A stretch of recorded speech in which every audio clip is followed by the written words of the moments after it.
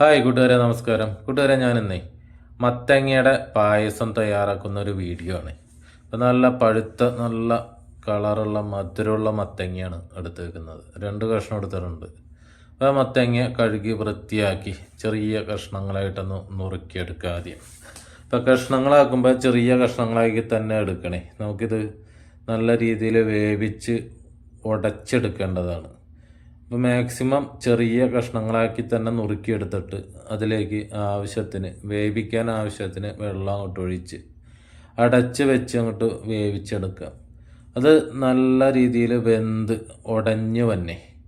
അപ്പോൾ ഉടഞ്ഞ് വന്ന് നല്ല രീതിയിൽ വെന്തതിന് ശേഷം മാത്രമേ ഇതിലേക്ക് ശർക്കര ചേർത്ത് കൊടുക്കാൻ പാടുള്ളൂ. അപ്പോൾ മധുരത്തിന് ആവശ്യമായിട്ടുള്ള ശർക്കര അങ്ങോട്ട് ചേർത്ത് കൊടുക്കുക. അപ്പോൾ ശർക്കര ഞാനത് മുഴുവനായിട്ട് തന്നെ ചേർത്ത് കൊടുക്കുന്നത്. കാരണം ഇത് നല്ല ശർക്കരയാണ്, അതിൽ കരട് അങ്ങനെ മണ്ണൊന്നും അങ്ങനെ ഉണ്ടാവാറില്ല. അപ്പോൾ ശർക്കര ചേർത്ത് കൊടുത്തു. ഇനി ശർക്കരയൊക്കെ അലിഞ്ഞ് അതുപോലെ തന്നെ മത്തങ്ങയൊക്കെ ശരിക്കും ഉടഞ്ഞ് വന്നം. അപ്പോൾ അത് അത്യാവശ്യം ചെറിയ തീയിൽ നമുക്കതങ്ങനെ വരട്ടിയെടുക്കണം. ശർക്കരയും അതുപോലെ തന്നെ മത്തങ്ങയൊക്കെ നല്ല രീതിയിൽ വരട്ടി അങ്ങോട്ട് എടുക്കണേ. അപ്പോൾ അതിനായിട്ട് കുറച്ച് നെയ്യും കൂടി ഒഴിച്ചു കൊടുക്കുക. ഒരു 2 ടീസ്പൂൺ നെയ്യും കൂടി അതിലേക്ക് ഒഴിക്കണം. എന്നിട്ട് ചെറിയ തീയിൽ മത്തങ്ങയും അതുപോലെ തന്നെ ശർക്കരയുടെ കുത്തൊക്കെ ഒന്ന് മാറണ വരെ നല്ല രീതിയിൽ അങ്ങോട്ട് വരട്ടി അങ്ങോട്ട് എടുക്കണം. ഇത് വരട്ടിയെടുക്കുമ്പോഴേക്കേ അടിക്ക് പിടിക്കാണ്ടൊക്കെ ഒന്ന് ശ്രദ്ധിക്കണേ.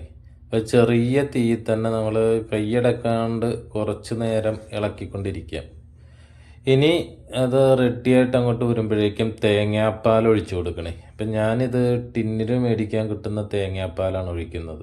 അല്ലെങ്കിൽ ഒരു 2 പച്ച നാളികേരം നല്ല രീതിയിൽ പിഴിഞ്ഞ് അതിൻ്റെ 1/4 പാൽ ഒഴിച്ചു കൊടുത്താൽ മതിയാവും. അല്ലെങ്കിൽ തേങ്ങാപ്പാൽ പൊടിയൊക്കെ കിട്ടുമല്ലോ, അത് ആ പാക്കറ്റ് നല്ലോണം കലക്കി നല്ല കട്ടിയിൽ ചേർത്ത് കൊടുത്താലും മതിയാവും. ഇനി പാലൊഴിച്ച് ചേർത്ത് നല്ല രീതിയിൽ ഇളക്കി അതൊന്ന് യോജിപ്പിക്കാം. ഇളക്കി യോജിപ്പിച്ച് അതിലേക്ക് ഇങ്ങനെ തിളച്ച് വരുമ്പോഴേക്കും സ്റ്റൗ ഓഫ് ചെയ്യാം. ഇത് നല്ല രീതിയിൽ യോജിപ്പിച്ച് അങ്ങോട്ടെടുത്ത് ഇനി തിളച്ച് വന്നു കഴിഞ്ഞാൽ അത് ഓഫ് ചെയ്തിട്ട് അതിലേക്ക് ഏലക്കായയുടെ പൊടിയും കൂടിയും ചേർത്ത് കൊടുക്കണേ. അപ്പോൾ ഏലക്കായ പൊടിച്ച് പഞ്ചസാരയൊക്കെ ചേർത്ത് പൊടിച്ചെടുത്തതാണ്. ഏലക്കായം കൂടി ചേർത്ത് കൊടുത്തു. ഇനി ഇതിലേക്ക് നെയ്യിൽ അണ്ടിപ്പരിപ്പും അതുപോലെ തന്നെ ഉണക്കമുന്തിരി ഉണ്ടല്ലോ, അത് നല്ലോണം മൂപ്പിച്ച് ചേർത്ത് കൊടുക്കുക. അതും കൂടി കഴിഞ്ഞ് കഴിഞ്ഞാൽ നല്ല അടിപൊളി പായസം ഇവിടെ റെഡിയാണ്. അപ്പം നമ്മളിത് കഴിക്കുമ്പോൾ മത്തങ്ങ വെച്ച് ചെയ്തതാണെന്നൊന്നും തോന്നുന്നില്ല. അത്രയ്ക്ക് നല്ല അടിപൊളിയാണ്. അപ്പോൾ ഈ പായസം റെഡിയാക്കി നോക്കാത്തവരൊന്ന് റെഡിയാക്കി നോക്കണേ. നല്ല ടേസ്റ്റാണ്.